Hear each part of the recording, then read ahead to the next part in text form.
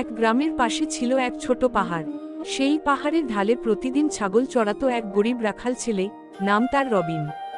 রবিন ছিল পরিশ্রমী আর সৎ, কিন্তু খুবই দরিদ্র।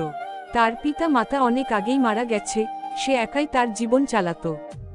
একদিন ছাগল চড়াতে চড়াতে রবিন হঠাৎ করে পাহাড়ের এক গুহার সামনে এসে দাঁড়ালো। গুহাটা আগে সে কখনো খেয়াল করেনি। কৌতূহলবশত সে ভেতরে ঢুকল।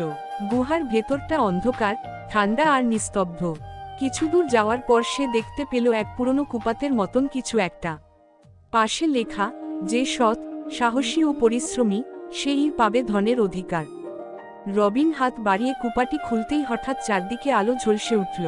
ভিতরে ছিল সোনা, রূপো আর দামি রত্ন। সে বুঝে গেল, এতদিনের তার সৎ জীবন ও কষ্টের পুরস্কার এটাই। রবিন সেই ধন নিয়ে গ্রামে ফিরে এলো। সে ধনী হয়ে গেল, কিন্তু অহংকারী হলো না।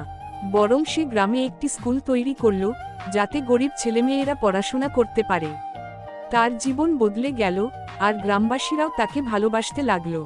রবিন প্রমাণ করে দিল, সৎ আর পরিশ্রমী মানুষ একদিন ঠিকই তার প্রাপ্য পুরস্কার